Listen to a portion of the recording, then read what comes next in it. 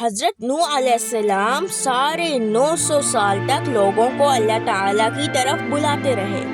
بہت تھوڑے لوگ آپ علیہ السلام پر ایمان لائے۔ قوم کی نافرمانی دیکھ کر حضرت نوح علیہ السلام ان لوگوں سے مایوس ہو گئے۔ آپ علیہ السلام نے اللہ تعالیٰ سے ان کو تباہ و برباد کرنے کی دعا کی۔ اللہ تعالیٰ نے آپ علیہ السلام کی دعا قبول کر لی۔ اللہ تعالیٰ نے آپ علیہ السلام کو حکم دیا کہ ایک بہت بڑی کشتی تیار کریں اور ایمان والوں کو اس میں سوار کریں۔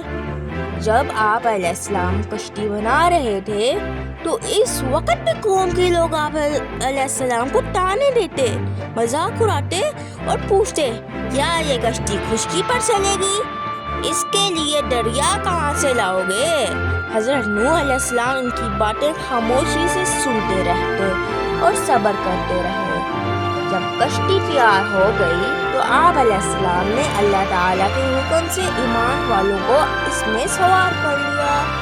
اس کے بعد زمین سے پانی ابلنے لگا اور آسمان سے بارش برسنا شروع ہو گئی۔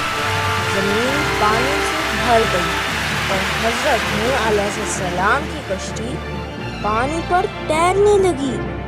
کئی دن تک بارش برستی رہی۔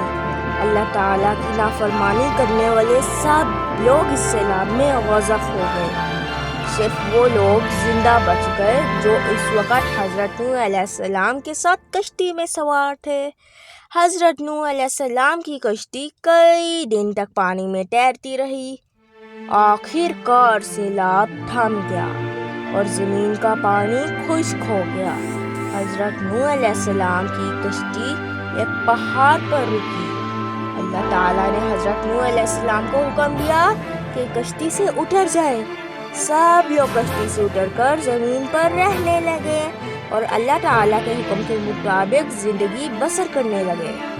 پیارے بچوں، ہمیں حضرت نوح علیہ السلام کے واقعے سے سبق ملتا ہے کہ اللہ تعالیٰ کے راستے میں ہر آنے والی پریشانیاں اور مصیبت پر صبر کرنا چاہیے، اللہ تعالیٰ پر بھروسہ کرنا چاہیے، لوگوں کو بری باتوں کی پرواہ نہیں کرنی چاہیے اور اللہ تعالیٰ کی رضا کے لیے نیکی کا کام جاری رکھنا چاہیے۔